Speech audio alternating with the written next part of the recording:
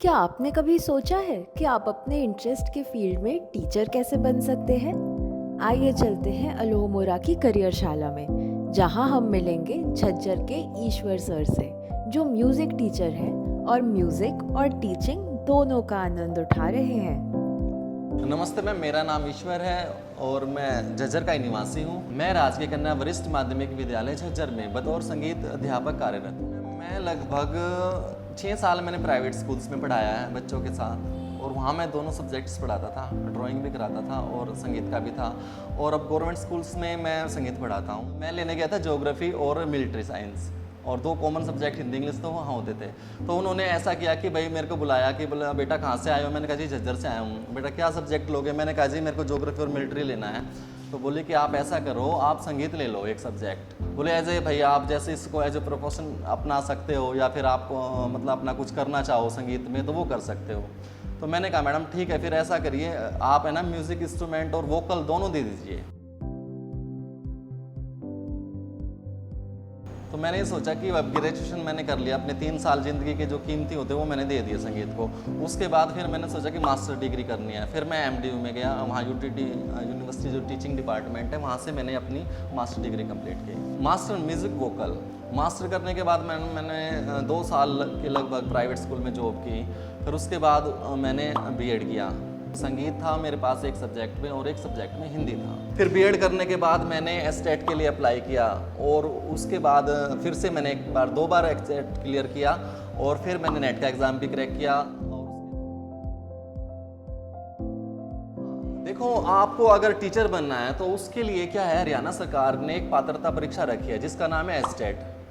तो वो आपको क्लियर करना होता है, और उसके साथ आपको बीएड भी अपनी कंप्लीट करनी होती है। बीएड आपकी क्लियर है और साथ में आपका एस्टेट है। उसके बाद आपका स्क्रीनिंग टेस्ट होता है। स्क्रीनिंग टेस्ट ये होता है कि मान लो आपकी जैसे 80 पोस्ट निकली हैं, तो कोई भी स्क्रीनिंग टेस्ट दे सकता है, अप्लाई कर सकता है। पर उसमें क्या होता है, स्क्रूटनी में आपको छांटा जाता है 3 गुना। मान लो 8, 16, 24, 240 बच्चों को इंटरव्यू के लिए बुलाया जाता है। उसके अंदर से 80 बच्चे जो आपकी पोस्ट है एक्चुअली उसके लिए सिलेक्ट किए जाते हैं।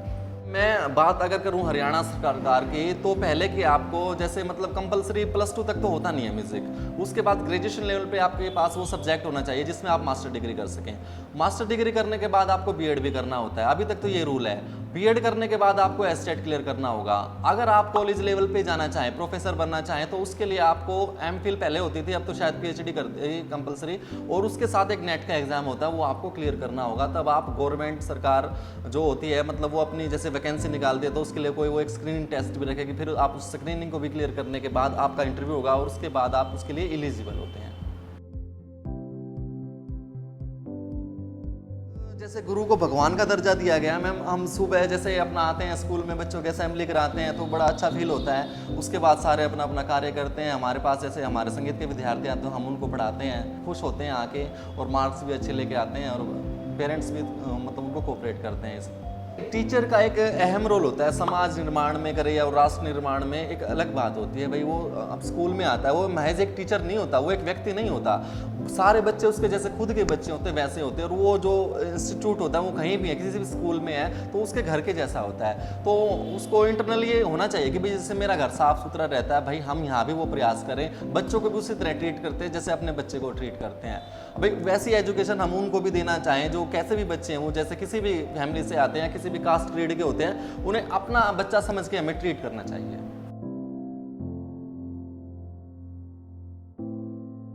अगर कोई बच्चा अच्छा बजाना जानता है तो वो अपना स्टूडियो कर सकता है, अपने ओपन प्रोग्राम्स कर सकता है, या किसी गायक के साथ अपनी कंपनी कर ले, या किसी कथावाचक के साथ भी वो जाके अपना कमाई कर सकता है। दूसरा क्या है, मान लो किसी को अच्छा गाना आता है, उसको बजाना नहीं आता तो कोई बात नहीं, वो अच्छा अपना गा सकता है, वो स्टेज शो कर सकता है। वो इसके अलावा जैसे हमारे हरियाणा देहात में जैसे भाई रागनी चलती हैं वो कर सकता है। उसके अलावा वो अपना भाई जागरण कीर्तन कर सकता है, और भी काफ़ी सारी विधाएं हैं बीच में, तो वो सारी कर सकते हैं। अपने से जो बड़े कलाकार हैं उनसे संपर्क करें, उनके पास जाए, उनसे वो चीज़ें सीखें, और मार्केटिंग का भी वो थोड़ा ध्यान दे, तो वो सारी चीज़ें हो जाती हैं।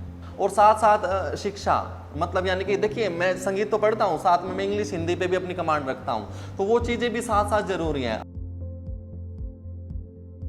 जो अगर बच्चा कोई संगीत सीखना चाहे तो सबसे पहले है कि उसके अंदर पेशेंस होना चाहिए। ये काम धैर्य का है, इसमें आपको थोड़ा पेशेंस रखना पड़ेगा और ज़िंदगी के 4-5 साल तो कम से कम मिनिमम इतना अभ्यास करना पड़ेगा, और वो भी किसी अच्छे गुरु के मार्गदर्शन में बैठकर। संगीत क्या करता है, संगीत आदमी को आंतरिक जो आदमी की अभिवृत्ति होती है ना, तो वो उस चीज़ को अभिवृत्त करता है कि आदमी अपने आप को समझने लगता है। और जो संगीत के जो विद्यार्थी भी होते हैं या फिर मतलब बात करें जो कलाकार होते हैं, वो सॉफ्ट हार्टेड होते हैं। उनके अंदर मतलब एक ऐसी वो होती है कि मैं किसी का दुख देख के वो भी द्रवित हो उठते हैं। देखिए संगीत में जैसे हम अभ्यास करते हैं उसको रियाज बोलते हैं, एक्सरसाइज जो करते हैं ना उसको रियाज बोलते हैं संगीत में। तो उसमें क्या होता है कि एक जैसे हमारे जो गुरुजी होते हैं वो एक शब्द दे देते हैं, जैसे भाई आपको सा का अभ्यास करना है। एक सा क्या होता है, एक साउंड होती है।